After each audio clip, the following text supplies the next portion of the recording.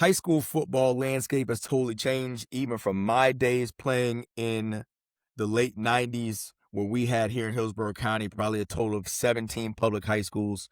Now we're looking at near 30 public high schools. That's obviously that's just public, not even adding in the private schools. But back in my day, the furthest south that you would go would probably be the East Bay High School. Okay. East Bay was the furthest school. And we had a nice little rival with East Bay. They were good, but those South kids would go to East Bay High School. All right. Riverview popped up early 2000s. Spoto followed, Durant on the east side. And now here in the 2025 26s, we've got Waimama High School that popped up. Leonard High School was about 10 years ago. All right. So we've got a number of different schools on the east side of the county that kids have choices to go to. All right. Because we are a choice state. You have the choice to choose what high school you want to go to as long as you can get, if they have space and you can get there on your own. Well, Leonard has a little bit of juice. Now, if you know anything about Leonard High School, they've even flipped colors about 5 or 6 years ago. The purple and gold looks fantastic. They wore this Texas burnt orange color, which I was really a fan of.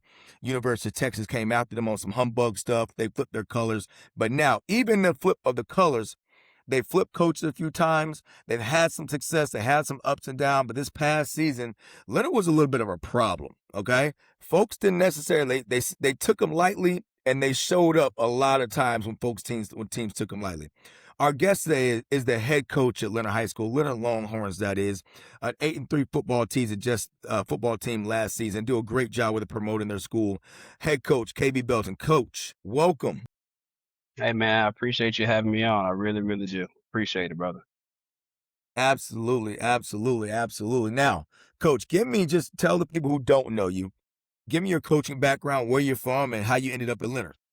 Yeah, man. So I'm originally from Rochester, New York. I moved around a lot as a kid. Ended up in St. Louis, Missouri. I'm a single mom, you know what I mean, and Mm-hmm. football saved my life. So I've been doing that forever. Mm-hmm. Played football, basketball. Up north, we didn't really have extra stuff outside, so it snows up there. So I was a basketball, football, track kid. Mm-hmm. Excelled in football, did basketball because my friends did, and I was a really really good track runner. So I thought track was going to be my platform to move on, and got better at football. And got offered by Kansas State, and then learned very very quickly that the Division I football life is sometimes not for certain people if you're not prepared. So I did not make it past. I didn't make it past the spring, man. I was up out of that thing. Yeah, yeah. And it was hard, man. I ain't gonna lie to you, and it was something I had to come realization with. So I ended up transferring to Mid American Nazarene in Kansas. It was an NAIA school, which honestly was better for me. I was a superior athlete, but when it came to preparation, understanding how to watch film, understanding how to work out, understanding the disciplines of it, I wasn't. I was far from that. So being at a smaller school with smaller class sizes and a little more opportunity to play, I excelled there.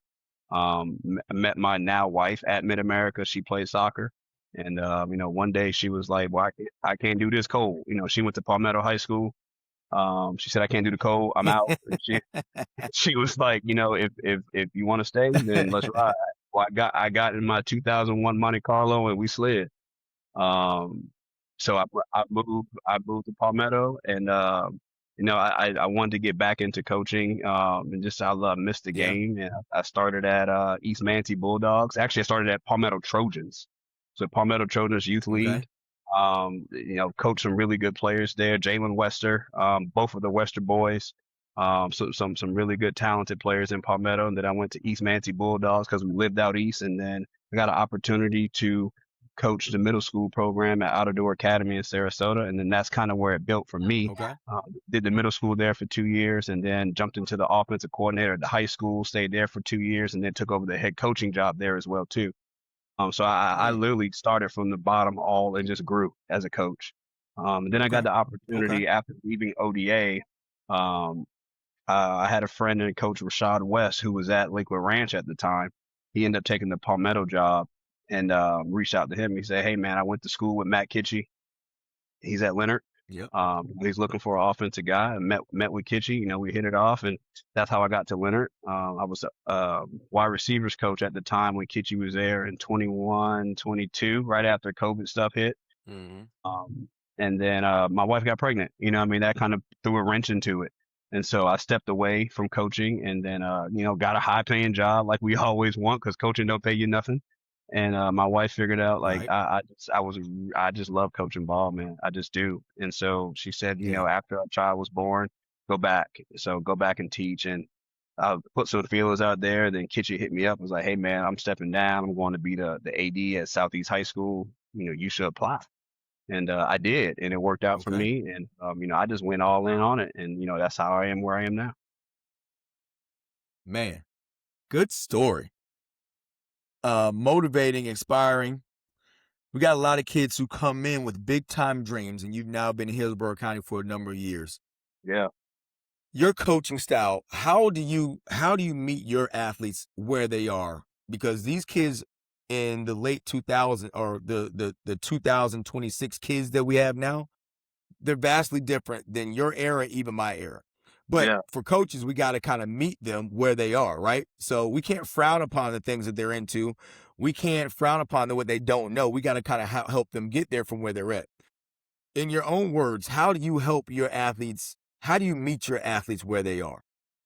I think being, and I don't want to say younger coach, but a younger coach. There are a lot of older coaches in this game profession because they've been doing it for so long. I mean, I'm 36 years old, and I started when I was 25, and so, I've been around it and doing it for a long time, and I just try to adapt to what they like, honestly. There are a lot of Okay. things that I have Okay. non-negotiables for, but man, there's things that the kids like and I see that they're into, bro. Like I push that into my program because at the end of the day, everyone's not gonna go play college football. That they're just not. Yeah. And so how can I Yeah. build the best experience I can for the kids that we have? That those are always my goals. So I asked them, we during our exit interview, what do you want to see? Even down to what type of music you want to hear at practice. You know what I mean? What things do you want to? Because this is your program just as much as mine. And I think we do a really good job of that. My staff, I asked them for their feedback, because they talk to the kids. The position coach are with the kids more than I am. So what are you hearing? I try to keep a Yeah. pulse on Yeah. on on where our program is through our coaches and through our upperclassmen. And so I just incorporate everything that they want and they want to see. I do it the best that I can to incorporate it with not sacrificing our core values and our structure of the program. It's some wild stuff that's been going on, man. And for me, being 44 years old, and I'm looking at some of the stuff that happens here in Hillsborough County, even just statewide. Back in our day, it would never happen. Right. It would never happen. Some of the way kids are transferring, flipping back and forth, and not just kids. We're not gonna say kids, because families have to transfer. All right. The kids can't sign their own releases. All right. So the families are transferring. The way the kids are moving and grooving through the system to me is kind of wild, right? Yeah. The lack of loyalty, if you will, is wild to me, right? It's baffling me, but that's not my error. So I'm trying to, stay keen to what's going on. It's like, all right, well, they have these abilities. They're using the system how the system says they can use it. What are they really trying to go after? Back in our day, and correct me if I'm wrong, a college scholarship was not necessarily the goal.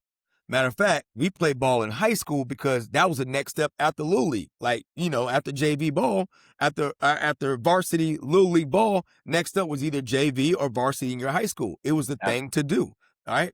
So now it feels like the ultimate goal is not necessarily to represent your high school as a football player. The ultimate goal is to use a high school to get to college ball. Do you agree? Totally disagree? Give me your feelings on that statement. That statement is 100% true. 100% true. Mm, Uh, okay. you do have kids that are in your Why? program. Why?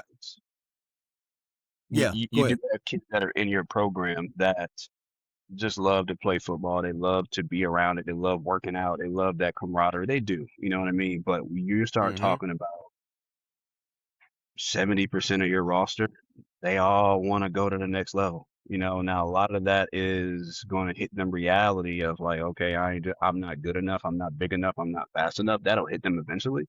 Right. But Right. 70% of them, they do want to go to college. They do want to play on the next level. And a lot of them, again, hit reality of like, damn, I still got to go to school. Yeah, you do. You know what I mean? Like the grades do matter. Like it's not just going to play Yeah, football. It's hard. So yeah, no, that statement that you said, that is something that in the last, I want to say last 10 years, man, that's been a driving force. And a lot of it, and again, you know this because you lived in this era. We didn't know what other people were doing. Social media was not a thing th- for us, you know? I, that's like true. I'm a 2008 graduate, so Facebook was just Yep, getting in, and put in like that. But we didn't know what dude yep, was doing over at the next city, let alone the dude in the yeah. next county in the next state. You have no idea. Dude, You just playing dude, ball because and you love it. if we did the way we grew up, bro, we'd have been wherever he was at. They Yep. out working out. Oh, we're there. We'll be there. We'll be there. Y'all got one on ones popping over at the park. Yep. We're there. We'll be there. What time? Absolutely. That's kind of just how competitive we were. I can only imagine if we knew a certain group of folks were competing in a certain area. Somebody come pick us up, pop in the car. We're gonna ride out wherever they at. Bring a ball, Yep. and we're gonna Yep. rock out. Just Yep. how we were made. But not to cut you off. Let me ask you this, Coach. And this is more geared towards Leonard. Hmm. Because Leonard has had some very good seasons. They've surprisingly had some kids who come out of that program that have been really good college players, really good pros, even. You taking over and you kind of looking at it from at first outside in and then ultimately now an insider. What has been the biggest difference? Why has Leonard now become a destination for certain kids to want to attend that school? Why is Leonard now, I guess the best word is, like I said before, why is it a destination high school to play ball? Honestly, man, I don't even know. I can't even tell you. I really can't. Like, Okay. Okay. I can't Okay. tell you the true meaning or true reason. I can give you what I've gotten feedback wise of like when kids show up. Yeah. And man, like with the Yeah. bro, and I'm gonna be honest, man. Like people think, and this is not just for my school. This is for every school, right? Mm-hmm. Bro, kids just be showing up. You know what I mean? Like, Mm. they just show up. Like we don't have to go get the kids or nothing like that. Like they just show up, man. They enroll. They come back to where they're living at. You know Right. what I mean? Once they get there, and now we have conversations of like, well, why are you coming here? You know what I mean? You were at this school. You were at this school. Like that school's good. Why you here? You know what I mean? And the Yeah. feedback Yeah. that we've Yeah. gotten, it looks like, the perception of it looks like you're doing everything you can for the kids on your team, no matter if they're a good Okay. player, no matter if they're an average player. The perception is it looks like you guys have a different type of culture that we want to be in. Um, and Okay. honestly, that's just what we drive. I mean, like, I know what kids like. What do kids like? They want to see themselves. They want to see that they're being promoted. They want to see that their school, their coach, or their staff is putting them out there as much as possible. Like, they want to feel Right. important. Like, that's just the nature of who we are. Every kid that we got an Instagram, they got a Twitter, they got this. Like, they want to see themselves. And I just went all Right. in on that, man. As many graphics that we can post of our kids and many, college coaches I can put in front of our kids. Like they just want to know that this coach is doing everything he can to give me the opportunity. After that, it's on me. Because you never can say, well, damn, coach ain't Bingo. showing me this. Like that's just what it is. Like, and that's what we Yeah. do. You know what I mean? And like I said from the beginning, it's all about what is the best experience I can give the kids at Leonard.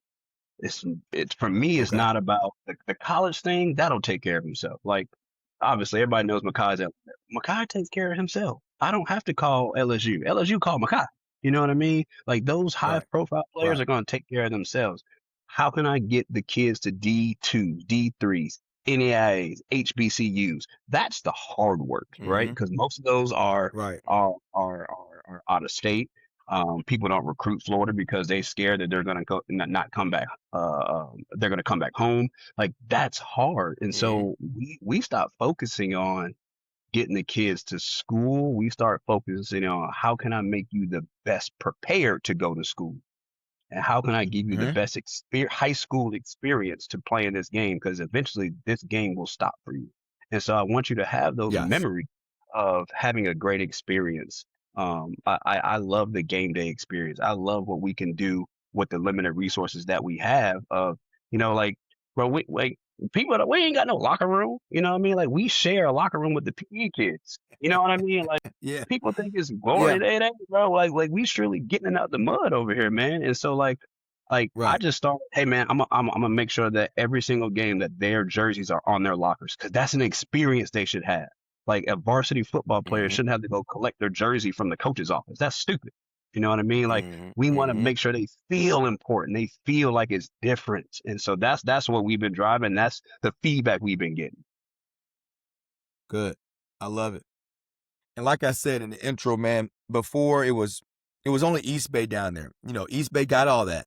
They got all those kids. Hillsborough County expanded south, so a lot of families moved in over the last 10, 20 years. You had to build new schools. You have the Mama that popped up last year, right? You guys are still going to be compete with Riverview when they have an up or down season. East Bay still going to be East Bay. It depends on which Odo Sumner. team actually shows up, right? And obviously, and I forgot about Sumner. And Sumner's a new school that popped up 4 or 5 years ago. Just in that area alone, is there a more competitive area in Hillsborough County? Just as far as 5, 6 schools, all within a 5 mile radius. Is there a more competitive area of high schools that have to compete for these kids? And when I say compete for the kids, I mean produce on and off the field, Hmm. have a good weight program, do what they do marketing their kids. I'm not talking about recruiting and go and get other kids. I'm talking about winning on the field and putting all the pieces together to make them attractive. The competition among those 5, 6 schools is stiff. Is there a better area other than your area? I think our area is probably top two, and I'm not saying of level of football, just more so what you're saying of competing with Mm-hmm. each other. Because we are so Right. close. Right? There's so many different Correct. schools that are not close to each other. You know, Right. I would argue to say like that East Hills, Super East Hillsborough, where you got Durant, you got Bloomingdale, you got Newsom, even Riverview on that cusp The over city there, down the Plant road. City. You know what I Yeah. mean? Like that's hard too Yeah. because all those schools are very Yeah. close to each other and they share that Fish Hawk, Right. that Valrico area. So I would say that one as well is very, very competitive for kids that's for an attractive program because at the end of the day, man, like that those us, that pocket and us. Um, and that's really it.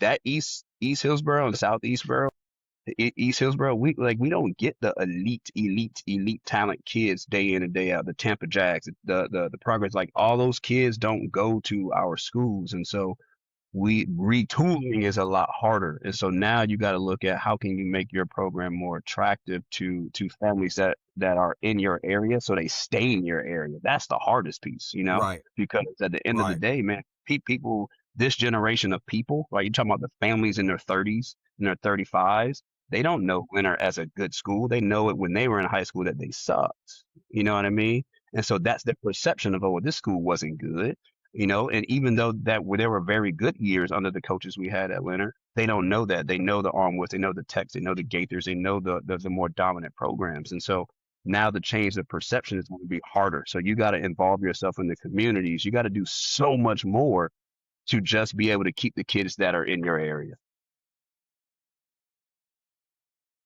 Real quick. I want you to actually, let me take that back. I don't want it to be real quick. We're going to talk some athletes because this is high school ball. We cannot get out this conversation without talking some Longhorn football. Yeah, Last year, 2 seasons ago, Leonard was 3-7. yeah. Three and That's my seven. first year. All right. 3-7 team. It usually happens when you have a first year head coach come in there. You're going to struggle a little bit as things are changing.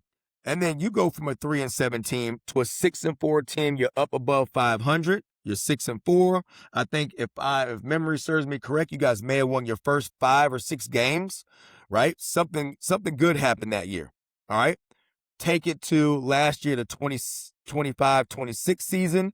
Um, you guys go 8-3 into the playoffs. Leonard's kind of buzzing a little bit. All right. You had a 3-year quarterback who were probably the catalyst of a lot of that team's success. Talk to me all in 30 seconds about the Mobley kid. Jacob Mobley is funny. People don't know Jacob never played football outside of Leonard High School. He was a basketball player. You know what I Wow. mean? So like, Wow. he was not going to play football. He was a basketball kid, and so when I got there, I saw he had some skill and competition. He beat out the other kid, and he he's all what Jacob is all of us. He only knows us. He doesn't Mhm. have any bad habits. He only knows what we taught him. So it was awesome because he knew our system more than anybody. And he's an ultimate competitor. Mhm. He is the most intelligent kid I've been around, chess player. And so he got it. He understood. He was so calm and collected. And Jacob was literally the catalyst, and we sat him down in our exit interviews and said, "Bro, if we want to be good, you got to go get good." And he did that. He went and trained with the stable. He started to study how Mummy and Mike Leach and understand leverage and the air raid offense. He went and did everything he could. And now when we have our conversations now, it's like, dang, coach, I wish I would have played football when I was in, middle school, or I wish I would have played when I was little, because then I would have been really, really good. But Jacob was an Right, amazing kid, right. man, and I miss that kid a lot because just our relationship, we grew together as player and coach, and it was awesome. How are you gonna replace the production of Ronnie Wilson, senior departing Ronnie Wilson? Um, like that, you can't replace a player like Ronnie. Ronnie is he is an amazing. They call Ronnie the GOAT. Like that's just who Ronnie is. Mhm. He's an amazing kid. He was an amazing practice player. Amazing, amazing family. Just not his production. It was him as a leader. But from a production standpoint, I think that with Preston Beckham being at Leonard now, I think that gives another level of football that we can play, because Preston is a home run hitter.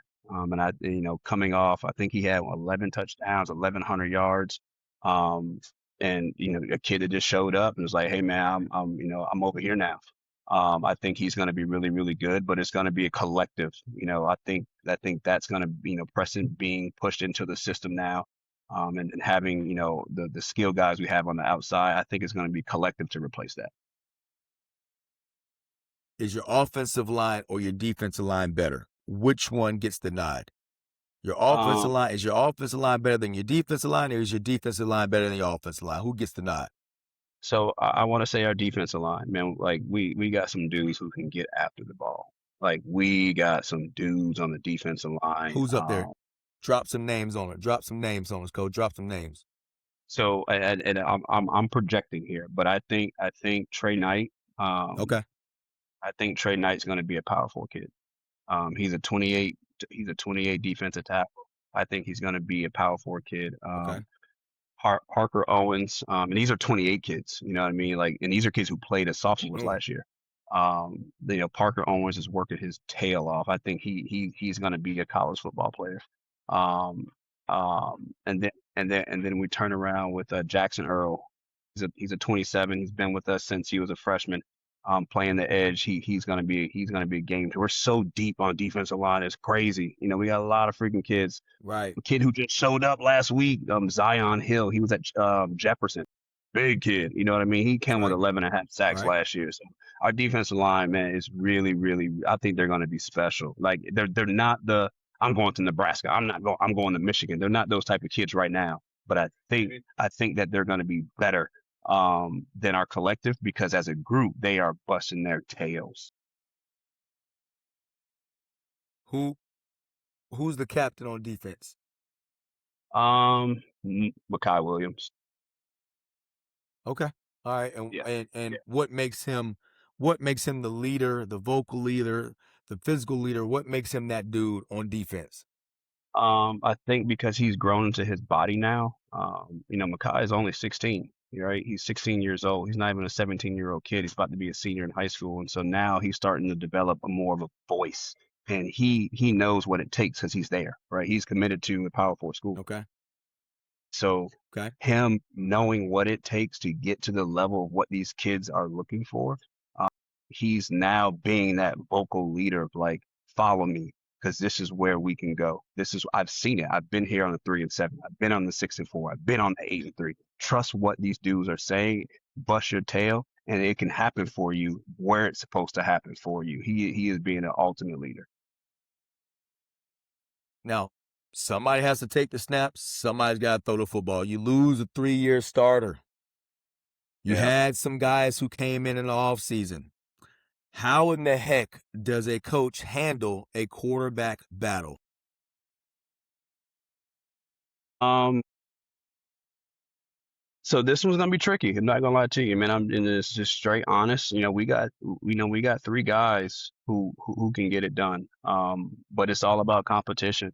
At the end of the day, it's competition. And it was made very clear to every last player, not just the quarterbacks, but every player on our team, that you win the position in practice and you win the position continuously on your play in the games. Now obviously we got to figure it Okay. out early, in camp.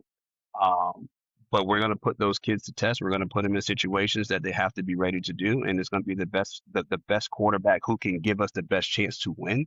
And it's not about who can throw the best; Yeah. it's who can actually command an offense, who can galvanize a team to be Yeah. better, who can move the Yeah. chains, who can do the little things. It's not just about, oh, I can throw the football, man. Like sometimes Jacob didn't throw the ball more than 10 times, but he put us in right situations so we can be great. That's who's going to take the snaps for our 27, our 26, 27 team. Who do we not know about that we'll know about mid-season? Mid-season rolls around, we should be saying, "Oh, coach told us so." Terrence O'Neal Leather. I don't know if you guys know Speak. history of Talk to us. Terrence O'Neal Leather, but his dad, I want to say he played at Hillsborough basketball. He's Okay. played at USF, played overseas in basketball, 6'7". Terrence is about Okay. 6 foot 6'1" right now. Got a couple of Division I offers as a 28 kid. Terrence is an absolute Okay. dude. He is a dude. I have seen this Dude. kid in practice go against Makai in practice and put skates on him. Like, and no one's No. seen it because we had London Green last year. And so now Terrence steps into a place opposite of Chase Brown, who's committed to FSU. Terrence, I'm telling you, Yeah. Terrence will be a power 5 wide receiver. Power 4. My man. My man. All right. What else? This is your time. Advertise anything that's going on in your club and your program. I don't care if it's a food drive or a car wash. What you got going on that people in your community should know about?